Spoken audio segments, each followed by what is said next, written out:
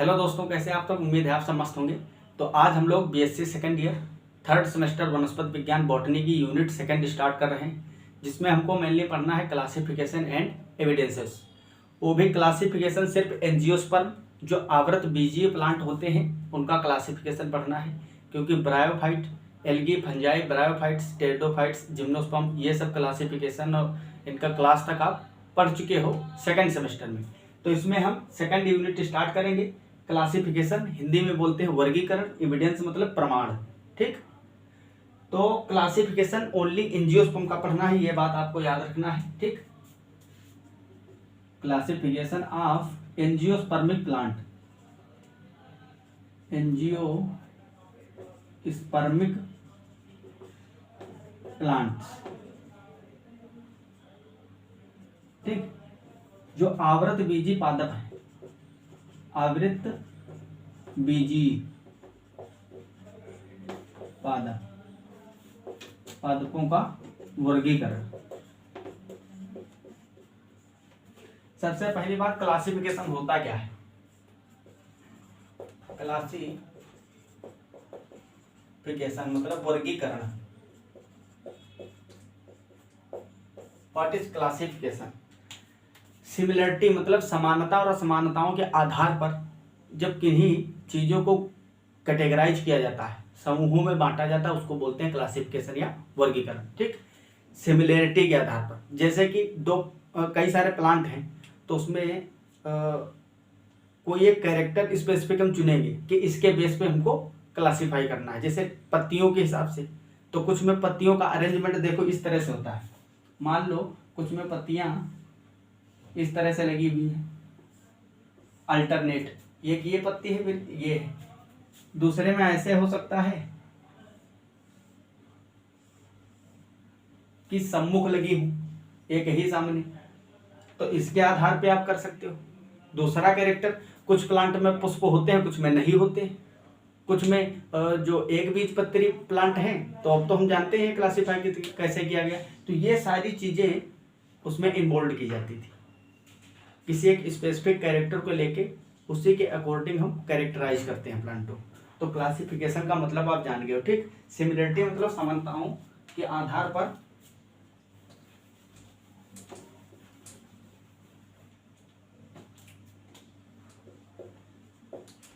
समानताओं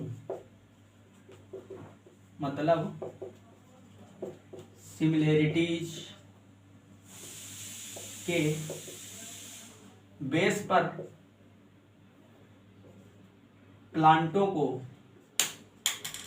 plants को categorise करना, इसी को हम वर्गीकरण या क्लासिफिकेशन कहते हैं। अब ये कई टाइप का होता है, हेडिंग लगाएंगे types of classification. Types of plant classification, पादपों के वर्गीकरण के प्रकार कितने टाइप का होता है। फर्स्ट इसमें लिखोगे artificial classification of plant, artificial classification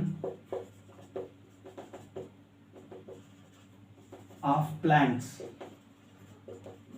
मतलब पादपों का कृत्रिम वर्गीकरण, पादपों का कृत्रिम वर्गीकरण। ये कृत्रिम है, आर्टिफिशियल, मतलब इसमें सिर्फ हम मार्फोलॉजी के आधार पर प्लांटों को क्लासिफाई करेंगे। मार्फोलॉजी कहने का मतलब जो उनके बाह्य आकारिकी। ठीक, ऑन द बेसिस ऑफ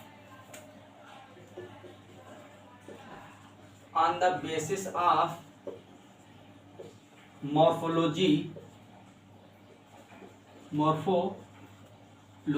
ठीक, या फिर कह सकते हो non phylogenetic classification, on the basis of non phylogenetic and physiology. इसका मतलब क्या हुआ, हम बाह्य आकारिकी जो है, मॉर्फोलॉजी मतलब बाह्य आकारिकी के आधार पर, बाह्य आकारिकी के आधार पर वर्गीकरण, इसी को बोलते हैं मॉर्फोलॉजी के बेस पर। ठीक, तो प्लांटों को हम उनके बाह्य आकार की मॉर्फोलॉजी के अकॉर्डिंग जब हम क्लासीफाई करते हैं तो उसको बोलते हैं आर्टिफिशियल क्लासिफिकेशन ऑफ प्लांट। इसके अभी एग्जाम्पल भी आपको बताएंगे। इसमें जैसे कि आप जड़ के आधार पर बांट सकते हो, रूट जो होती है, स्टेम के आधार पर बांट सकते हो, जो बाहर से चीजें दिखती हैं प्लांट की, उसके अकॉर्डिंग आप क्लासीफाई करते हो। जैसे कि इसके हिसाब से सर्वप्रथम एक साइंटिस्ट थे थियोफेस्टस, जो कि बॉटनी के फादर भी कहे जाते हैं, जनक है वनस्पति विज्ञान के, फादर ऑफ बॉटनी,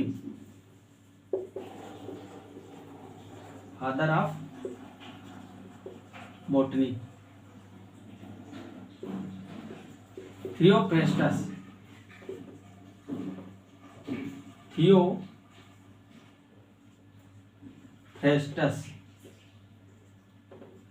ठीक। इन्होंने सर्वप्रथम प्लांटों को क्लासिफाई किया ट्री में, मतलब जो बड़े बड़े पेड़ होते हैं, हर्ब, श्रब, अंडर श्रब, इसके अलावा एनुअल और पेरिनियल। इसका मतलब क्या होता है, ट्री का मतलब है बड़े बड़े पेड़ पौधे, बड़े बड़े पेड़ पौधे। सबसे पहले इन्होंने बड़े बड़े पेड़ पौधों को अलग कर दिया। ये सबसे पहला क्लासिफिकेशन है प्लांट का। थियोफेस्टस ने फर्स्ट टाइम जब क्लासिफाई किया था प्लांटों को, तो इस तरह से किया, बड़े बड़े पेड़ पौधों को अलग कर दिया, हर्ब और श्रब कैटेगरी बनाई। हर्ब का मतलब जिसका स्टेम बहुत ही सॉफ्ट होता है, स्टेम सॉफ्ट होगा, तना जो होगा इनका बहुत ही लचीला होगा और अनब्रांच्ड होगा। अनब्रांच्ड मतलब अशाखित तना होगा। श्रब का मतलब क्या होता है, श्रब जो होंगे इनका स्टेम ऊडी होगा, स्टेम ऊडी होगा मतलब लकड़ी होगी इसके अंदर, और इसका स्टेम ब्रांच्ड होगा। कैसा होगा, ब्रांच्ड, शाखित। लेकिन ये दोनों होंगे पेड़ पौधों से छोटे ही। बड़े बड़े वाले जो पेड़ हैं, बहुत बड़े बड़े पेड़, वो ट्री वाले में रखे गए। बाकी जो छोटे प्लांट आते हैं इसमें, जैसे कि बहुत ही छोटे होते जो साग सब्जियां होती है ना, साग, वो है हर्ब बोलते हैं उनको। ठीक है, जो जिनका तना जो है बहुत ही लचीला होता है, अशाखित होता है, जैसे कि ऐसे गया और ऊपर ही इस तरह से उसमें पत्तियां लगी हों, ये प्लांट है, ये हर्ब है। और श्रब जो होते हैं वो होते तो छोटे ही हैं, लेकिन उनमें ब्रांचिंग फर्दर मिलेगी आपको देखने को। ठीक, इस तरह से ब्रांचिंग देखने को मिलेगी। तो ये हर्ब हो गया, ये श्रब हो गया। और ट्री जो आपके होते हैं वो तो आप जानते ही हो कितने विशालकाय होते हैं। ठीक, तो इस तरह से इन्होंने डिवाइड किया। और इन्होंने अंडर श्रब मतलब हर्ब और श्रब के बीच में भी आते हैं। कई सारी कैटेगरी होती है ना, बहुत छोटे प्लांट होते हैं कैटेगरी, और एक इतने बड़े जो झाड़ियां होती हैं इतनी, फिर बहुत बड़े बड़े प्लांट। इसके अलावा एनुअल और पेरिनियल, ये उनके लाइफ साइकिल के अकॉर्डिंग इन्होंने दो कैटेगरी बनाई। ऐसे प्लांट जो एक वर्षीय हैं उनको एनुअल में रखा गया। एनुअल मतलब वार्षिक। ठीक, जिनमें एक वर्ष में पौधा जर्मिनेट करके अपने रूट, स्टेम, लीव्स और ब्रांचेस सभी उसकी ग्रो करके उसके बाद में विदिन 1 ईयर उसकी लाइफ साइकिल कंप्लीट हो जाए, उसमें पुष्प भी आ जाए, फल भी आ जाए, सारा सिस्टम कंप्लीट हो जाए, तो उसको एनुअल में रखेंगे। पेरिनियल मतलब बहुवार्षिक, या द्विवर्षीय भी आप बोल सकते हो। जैसे कि गाजर, इसका एग्जाम्पल है पेरिनियल वाले में कैरेट और शुगर बीट, ये सब होते हैं। तो इसमें क्या होता है, एक वर्ष में सिर्फ वो ग्रोथ करते हैं अपने बॉडी की, रूट बढ़ाएंगे, लीफ बढ़ाएंगे। उसके बाद में जो दूसरा सीजन आएगा तब उनमें फ्रूट और फ्लावर आएंगे, फ्लावर फ्रूट। तो इस तरह से एनुअल और पेरिनियल में हो गया। तो ये सब बाह्य आकार की, बाहर की चीजों के आधार पर डिवाइड किया गया है। इसके अलावा आर्टिफिशियल क्लासिफिकेशन में और क्या क्या देखते हैं हम, कलर के अकॉर्डिंग, ठीक, कलर है, शेप है, हाइट है, छोटे बड़े जैसे कि इसमें बनाया ही गया है उसी के अकॉर्डिंग। और हम क्या देखते हैं उसमें, फ्लोरल फार्मूला वगैरह देखते हैं, फ्लावर में कितने स्टेमेन है। जैसे जो कैरोलस लीनियस ने आर्टिफिशियल क्लासिफिकेशन दिया है उसको हम भी देखेंगे इसमें। तो वो जो है उसमें इसे स्टेमेन के अकॉर्डिंग डिवाइड किया गया है। लगभग 24 क्लास उन्होंने ग्रुप बनाए थे, ठीक। तो इसको आप लोग नोट करिए, बहुत इंपॉर्टेंट पॉइंट है, फिर हम आगे बताते हैं आपको। या फिर थोड़ा सा इसी में यहाँ पे लिख लीजिए आप, आर्टिफिशियल वाले में ही जो कृत्रिम वर्गीकरण है, इसमें प्लांट्स के साइज, शेप, हाइट, हैबिट, किस प्रकार के आवास में वो रहता है, ठीक, कलर, इसके अलावा लीव्स, पत्तियों के आधार पर उसके स्टेम, रूट, ठीक, इन सारी चीजों के अरेंजमेंट, इन सब के अरेंजमेंट के अकॉर्डिंग हम जब क्लासिफाई करते हैं प्लांटों को तो उसको बोलते हैं artificial classification of plant. Artificial classification of plant सर्वप्रथम किसने दिया था, कैरोलस लीनियस ने। हम कार्ल लीनियस भी उनको लिखते हैं, कैरोलस लीनियस ने फर्स्ट टाइम दिया था, ठीक। वैसे सबसे पहले तो थियोफेस्टस ही दिए थे, लेकिन ये बहुत पुरानी बात है। तब आर्टिफिशियल क्लासिफिकेशन, फाइलोजेनेटिक, नेचुरल, ये सारी बातें नहीं होती थी। तो फर्स्ट जो है श्रेय इन्हीं को दिया जाता है, कैरोलस लीनियस को। तो इसको आप नोट करिए, फिर आगे हम बताते हैं।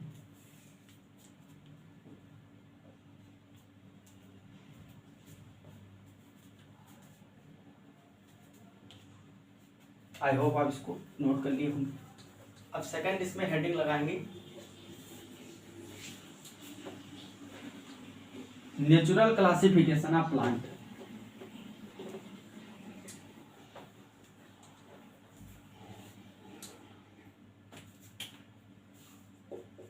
अभी आर्टिफिशियल वाला डिटेल में भी पढ़ेंगे क्योंकि इसमें कई सारे एग्जांपल है। बेंथम और हुकर का जो क्लासिफिकेशन था वो भी आर्टिफिशियल बेस्ड था। इसके अलावा जो कैरोलस लीनियस का है ये भी इसी के बेस पे था। और एक साइंटिस्ट थे जॉन रे, ठीक, उन्होंने भी इसके एग्जांपल आप लिख लीजिए, जैसे कि कैरोलस लीनियस, इसके अलावा जॉन रे का क्लासिफिकेशन इम्परफेक्टाई, परफेक्टाई ग्रुप बनाए थे, डाइकोटिलिडन, मोनोकोटिलिडन्स। इसके अलावा इसमें बेंथम और हुकर,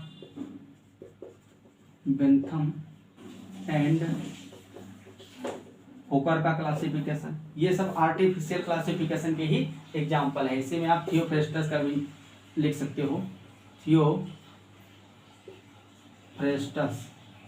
ठीक है।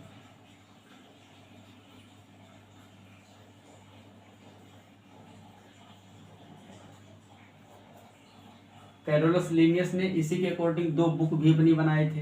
एक थी स्पीसीज प्लांटेरम, स्पीसीज प्लांटेरम, और दूसरी थी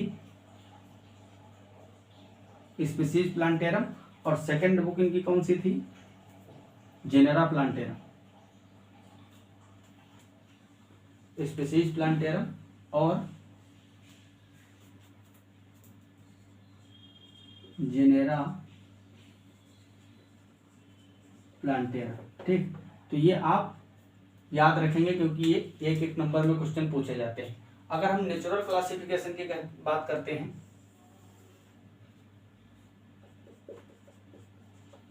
नेचुरल क्लासिफिकेशन ऑफ प्लांट, मतलब पादपों का प्राकृतिक वर्गीकरण।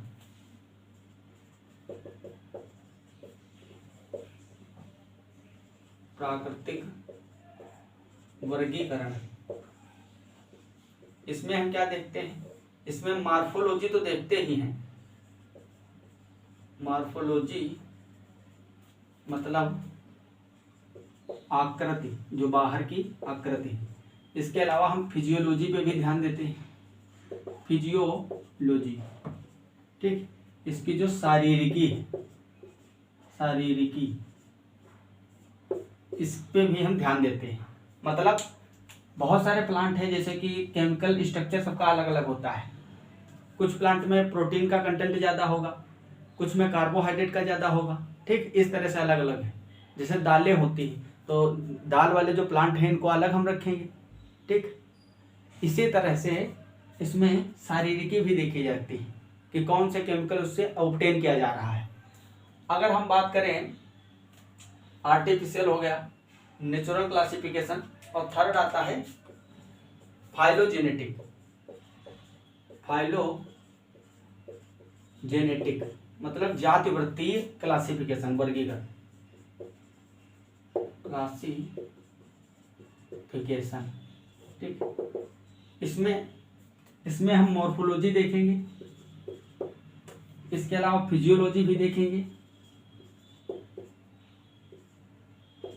और इसमें हम क्या देखते हैं, फाइलोजेनेटिक रिलेशनशिप और evidences. Phylogenetic relationship and evidences, क्या प्रमाण हैं। जैसे कि मोलिकुलर एविडेंसेस, मोलिक्यूलर एविडेंसेस, आणविक। बहुत सारे प्लांट हैं जो फाइलोजेनेटिक रिपीट करते हैं, जातिवत्तता देखी जाती है कि किसका एवोल्यूशन कहाँ से हुआ है, कौन किस प्रकार से इवोल्व हुआ है, उसके एवोल्यूशन के जो प्रमाण हैं, फाइलोजेनेटिक रिलेशनशिप है। इन सारी चीज़ों को फिजियोलॉजी, मॉर्फोलॉजी के साथ में जब देखते हैं, फिर क्लासीफाई करते हैं, तो उसको बोलते हैं फाइलोजेनेटिक क्लासिफिकेशन। ये सबसे ज़्यादा मॉडर्न है, ठीक। ये मॉडर्न है क्लासिफिकेशन, और सबसे ज़्यादा अच्छा भी है, ठीक है। इसके आधार पे आप कैटेगराइज करोगे तो बहुत ही ज़्यादा डिटेल में जाना पड़ता है। उसका जो फिजियोलॉजी है उसको भी आप देखोगे किस तरह से, मतलब उसमें वाटर का मूवमेंट होता है। C4 प्लांट है, C3 प्लांट है, फोटोसिंथेसिस कितने टेम्परेचर पर उसमें अच्छा होगा, कितने पे कम होगा, ठीक। कितनी लाइट उसे चाहिए फोटोसिंथेसिस के लिए, उसका मेटाबॉलिज्म कैसा है, ये सारी चीज़ें हम देखते हैं, ठीक। और मोलिकुलर एविडेंसेस में जैसे कि आणविक संरचना उसकी देखी जाती है, अंदर कौन कौन से मोलिक्यूल ज़्यादा एब्जॉर्ब करता है। कुछ प्लांट होते हैं तो नाइट्रोजन ज़्यादा एब्जॉर्ब करते हैं, कुछ प्लांट जैसे नाइट्रोजन, पोटास और फास्फोरस, ये तीन तो सभी प्लांटों के लिए अनिवार्य है, बहुत ही ज़्यादा आवश्यकता होती है इनकी। इसके अलावा अलग अलग प्लांट में कैल्शियम, जैसे कुछ प्लांट है जो कैल्शियम ज़्यादा एब्जॉर्ब करते हैं, समझ रहे हो, कुछ सोडियम ज़्यादा एब्जॉर्ब करते हैं। वैसे सोडियम की बहुत ही कम मात्रा की ज़रूरत होती है प्लांटों में, कैल्शियम है, जिंक है। तो अलग अलग प्रकार के जो प्लांट होते हैं, सब में अलग अलग कैपेसिटी होती है अलग अलग मॉलिक्यूल को एब्जॉर्ब करने की, सबकी थोड़ी थोड़ी भिन्न होती है। इसलिए ये सब सारी चीज़ें जब हम देखेंगे, ज़्यादा डिटेल में जाएंगे, ठीक, तो उसको बोलते हैं फाइलोजेनेटिक क्लासिफिकेशन ऑफ प्लांट। इसको मॉडर्न भी बोलते हैं, काफ़ी जो है डिटेल में इसमें जाना पड़ता है, तो इसको आप लोग नोट करिए। फिर मैं आगे आपको चीज़ें, कुछ इंपॉर्टेंट चीज़ें बताता हूँ, फिर आर्टिफिशियल क्लासिफिकेशन को पढ़ेंगे अच्छे से डिटेल में।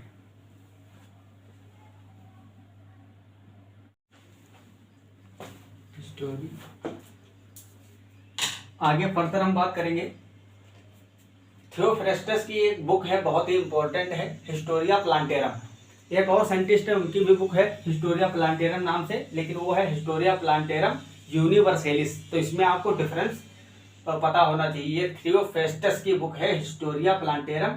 इसी बुक में उन्होंने सर्वप्रथम प्लांटों को क्लासिफाई करके लिखा था और उसमें श्रब बनाए थे। श्रब का कैटेगरी अलग थी, जो अनब्रांच्ड स्टेम जिनका होता है, सॉफ्ट होता है, लचीला होता है, बहुत छोटे छोटे होते हैं।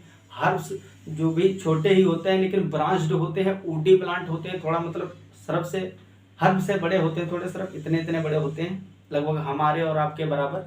और tree annual plants, under shrubs, perennial plants, ये सारी चीज़ें जो इसमें लिखी थी और किस किस चीज़ के बेस पे की थी, ये सब इसी में बुक में हिस्टोरिया प्लांटेरम में लिखा था। इन्होंने लगभग 480 स्पीसीज, ठीक है, ऑफ प्लांट इनको कैटेगराइज किया था, ठीक, 480 पादप जातियों को कैटेगराइज किया था। हिंदी वाले जो है, मैं हिंदी में ही बोलता हूँ, सब कुछ समझ में आता है, आप नोट करिए, कुछ तो हाथ पैर डुला लीजिए, ठीक है, पेन ले लीजिए, कॉपी लेकर बैठा करिए, सारी चीज़ें जितनी बताता हूँ नोट कर लीजिए, ठीक।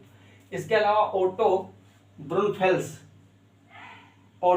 ब्रुनफेल्स ये साइंटिस्ट हैं। For the first time recognised the perfectae and imperfectae, ये बहुत इंपॉर्टेंट वर्ड हैं। Groups of plants based on the presence और अब्सेंस ऑफ फ्लावर्स, मतलब इन्होंने फर्स्ट टाइम फ्लावर को लिया कैटेगराइज करने के लिए, क्लासिफाई करने के लिए। परफेक्टाई का मतलब फ्लावर प्रेजेंट, यहाँ पे मैं लिख दे रहा हूं। परफेक्टाई का मतलब होता है फ्लावरिंग प्लांट्स, हिंदी में बोलेंगे पुष्पीय पादप। और इम्परफेक्टाई मतलब फ्लावरलेस प्लांट, जिसमें पुष्प नहीं होते हैं। तो उसके आधार पर इन्होंने दो कैटेगरी बनाई थी, परफेक्टाई और इम्परफेक्टाई। इस परफेक्टाई और इम्परफेक्टाई को फर्दर आगे और ज़्यादा इवोल्व किया था किसने? जॉन रे ने। उसका हम आगे भी चर्चा करेंगे। जॉन रे का बहुत इंपॉर्टेंट है, काफ़ी ज़्यादा पूछा भी जाता है, क्योंकि वो जो ओटो ब्रुनफेल्स हैं, इन्हीं के क्लासिफिकेशन को, परफेक्टाई और इम्परफेक्टाई को आगे डाइकोटिलेडन, मोनोकोटिलेडन्स, जिम्नोस्पर्म्स, ठीक है, इस तरह से श्रब, हरब और ट्री सब में डिवाइड किया था। अगले हैं अंडेरी सिसेल्पिनी, ये भी एक साइंटिस्ट है। An Indian botanist work on De Plantis, publish किया था इन्होंने डी प्लांटिस 1583 में। Classify 1500 plants based on the characteristics of seed and embryo, मतलब भ्रूण और बीज जो है उनके प्लांटों के, उसके आधार पर इन्होंने लगभग 1500 स्पीसीज को क्या किया था? क्लासिफाई किया था। अब आपको ये याद रखना है कि किसने किस बेस पे क्लासिफाई किया था। आपको साइंटिस्ट का नाम और कैरेक्टरिस्टिक्स जिसके बेस पे उन्होंने प्लांटों को क्लासिफाई किया था, ये याद रखना, यही सीधा क्वेश्चन में आता है, ठीक। एमसीक्यू जिस यूनिवर्सिटी में होगा तो उसके लिए समझ लो यही सारी लाइनें उठ के आएंगी। जॉन बोहिन, ये बड़े ही इंपॉर्टेंट साइंटिस्ट हैं और इनके ब्रदर गैस्पार्ड बोहिन, इन दोनों बोटनिस्ट ही थे, ठीक।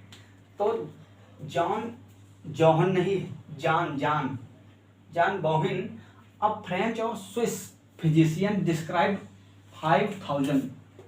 5,000 plants in his Historia Plantarum Universalis, ठीक। तो थियोफ्रेस्टस की बुक है हिस्टोरिया प्लांटेरम, और इनके जो जॉन बोहिन है, बोहिन भी लिखा होता है कहीं कहीं जे बोहिन, तो हिस्टोरिया प्लांटेरम यूनिवर्सलिस इनके बुक का नेम है, जिसमें उन्होंने लगभग 5,000 स्पीसीज को डिस्क्राइब किया था, ठीक, क्लासिफाई किया था। गैस्पर्ड बोहिन, ये इन्हीं के ब्रदर हैं जॉन बोहिन के, ठीक, ये भी बोटनिस्ट थे। इन्होंने भी लगभग 6,000, उनसे थोड़ा आगे निकल गए, ठीक। इनका जन्म जो है जॉन बोहिन का 1640 में हुआ था और इनका हुआ था 1660 में, ठीक। तो ये 20 साल जो है इनसे छोटे थे, लेकिन 1000 स्पीसीज ज़्यादा इनसे डिस्कवर किए। तो इस तरह से ये कुछ साइंटिस्ट के नेम है जो काफ़ी इंपॉर्टेंट है। आप लोग इसको स्क्रीनशॉट लें या नोट करें, साथ साथ नोट करते रहिएगा। परफेक्टाई, इम्परफेक्टाई ये याद रखना, फ्लावरिंग प्लांट और फ्लावरलेस प्लांट, इसके यही तुम्हारा बेस है आगे के जॉन रे वाला। अभी जो जॉन रे पढ़ाएंगे उसमें इसी के आधार पे हम बताएंगे, ठीक। तो इसको नोट करिए, फिर आगे हम जॉन रे का क्लासिफिकेशन बताते हैं, जिससे कि क्वेश्चन बहुत ज़्यादा पूछे जाते हैं।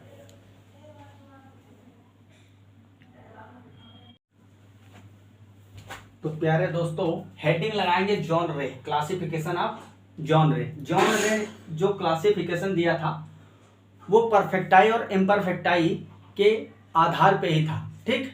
परफेक्टाई और इम्परफेक्टाई, इन्होंने क्या किया, ये एक इंग्लिश फिलोसोफर थे और नेचुरलिस्ट थे इंग्लैंड के।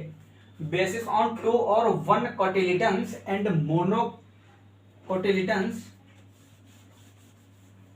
क्लासिफाई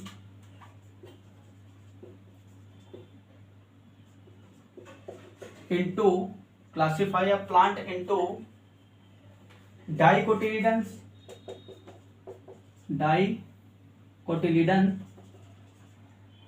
and monocotyledons respectively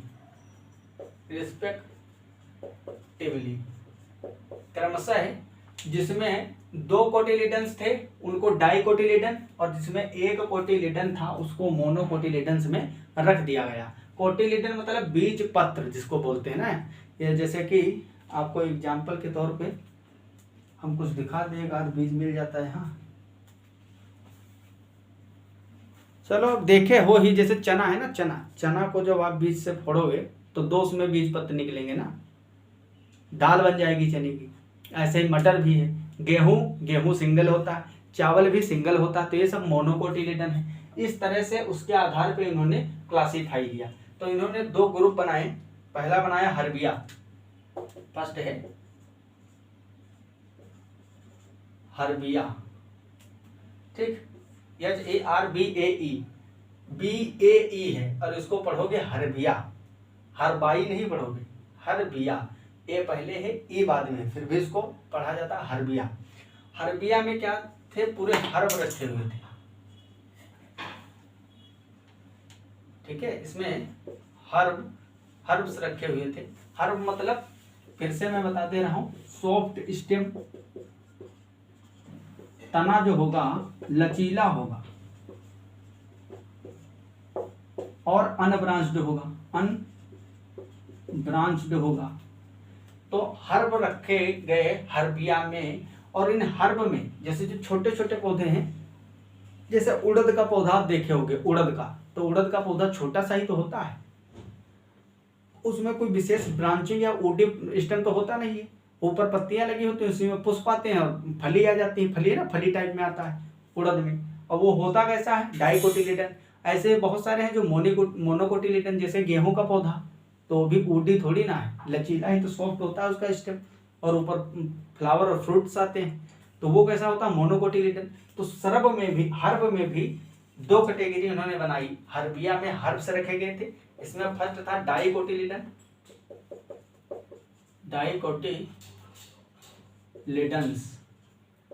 मतलब द्विबीजपत्री,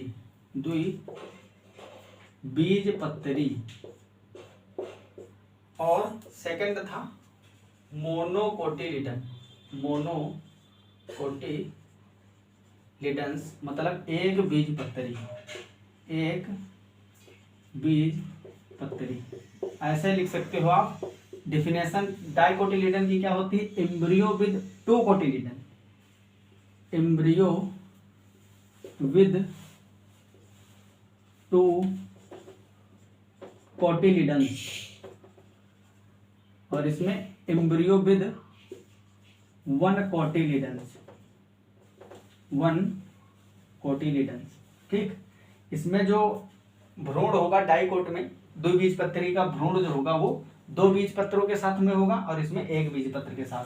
आप देखे भी होंगे, मान लो इस तरह से 2 ठो बीजपत्र हैं, और ऊपर ये क्या होता है, मूलांकुर होता है, नीचे मूलांकुर होगा और ऊपर परांकुर होगा, ठीक। मूलांकुर चोर, पुलांकुर चोर, ये सब पढ़े हो हिंदी में, ठीक। कोटिलिडन्स है ये दोनों, 2 बीजपत्र, ऊपर प्ररोह शीर्ष बनेगा, एरियल पार्ट, और नीचे रूट बनेगी, ठीक। तो इस तरह से ये जर्मिनेट करते हैं, तब बीज में देखा जाता है सारी चीजें, ठीक। तो और इसके अलावा हर्बिया के अलावा अगर हम बात करें तो हर्बिया में भी कैसे थे, जो डाइकोटिलीडन और मोनोकोटिलीडन है, इनमें भी कुछ ऐसे प्लांट थे जो परफेक्टाई थे और कुछ थे इम्परफेक्टाई, जिसका मीनिंग मैंने बताया है। डाइकोट मोनोकोट तो थे ही, लेकिन जो फ्लावरिंग प्लांट थे, इनमें से जो फ्लावरिंग प्लांट थे, मतलब सॉरी, ये जो डाइकोटिलीडन और मोनोकोटिलीडन है, ये दोनों किस में आते हैं, परफेक्टाई में, परफेक्टाई। ठीक है, थोड़ा उल्टा हो गया। जो परफेक्टाई और इम्परफेक्टाई का ओटो ने दिया था क्लासिफिकेशन, उसी के अकॉर्डिंग इन्होंने परफेक्टाई में 2 क्लास कर दिए, डाइकोट और मोनोकोट। ठीक, क्योंकि जो पुष्पीय पादप हैं उन्हीं में तो बीज आएंगे, तो उनको 2 भागों में बांट दिया परफेक्टाई को। परफेक्टाई मतलब फ्लावरिंग प्लांट, फ्लावरिंग प्लांट। अब जो पुष्पीय पौधे हैं पादप, इनमें पुष्प आएंगे तो फल भी बनेंगे, फल बनेंगे तो उसमें बीज भी होंगे इस तरह से। तो द्विबीजपत्री, एक बीजपत्री में 2 पार्टों में डिवाइड कर दिया। बाकी दूसरा था इम्परफेक्टाई, इम्परफेक्टाई। ठीक, इम्परफेक्टाई, इसमें कौन थे, फ्लावरलेस प्लांट, फ्लावरलेस प्लांट्स, ऐसे प्लांट जिसमें पुष्प नहीं होते थे। और दूसरा एक बनाया अर्बोरा, ठीक, अर्बोरिया, इसमें ट्री एंड श्रब रखे। सेकंड था, पहला था हर्बिया और सेकंड था इनका अर्बोरिया, अर्बोरिया। यहाँ भी ARBORAE है। ठीक, अर्बोरिया में क्या रखा है इन्होंने, इसमें हर्ब रख दिए थे, तो shrub and tree, shrub and trees, इसमें फ्लावरिंग और नॉन फ्लावरिंग फ्लावर के आधार पे बांटा और उसमें भी डाइकोट मोनोकोट कर दिया। ठीक, डाइकोट और मोनोकोट। तो स्पेशली जॉन रे का जो सिस्टम था, इसमें बात यही खास है कि उन्होंने कोटिलीडन को महत्ता दी थी अपने क्लासिफिकेशन में। जो बीज पत्र होते हैं, ठीक, यही बीज पत्र,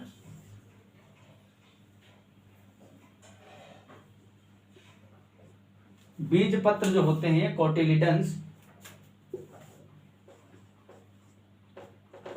कोटिलीडन मतलब बीज पत्र, इसको कैरेक्टरिस्टिक रख के इसके आधार पे उन्होंने क्लासिफाई किया।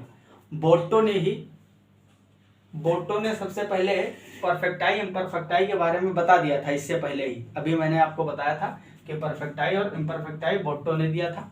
उसके बाद में इन्होंने उसी को फर्दर आगे और ज़्यादा बढ़ा दिया। उन्होंने और क्या जोड़ दिया उसमें कि फ्लावरिंग और नॉन फ्लावरिंग तो है फ्लावर प्लांट्स, एक में पुष्प हैं और दूसरे में नहीं है, लेकिन जिसमें पुष्प है उसमें भी 2 प्रकार के फल बनते हैं, बीज, एक बीजपत्री और एक द्विबीजपत्री। तो उसमें आगे फर्दर डिवाइड कर दिया।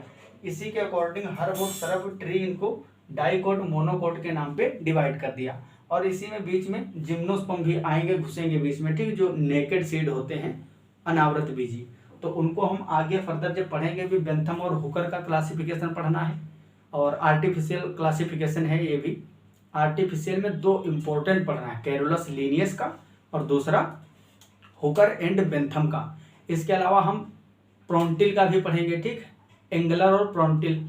तो ये बहुत इंपॉर्टेंट पार्ट हैं। इसके बाद एविडेंसेस जो है, मोलिकुलर एविडेंसेस, इन सारी चीज़ों के बारे में आगे लेक्चर आपको मिलेंगे।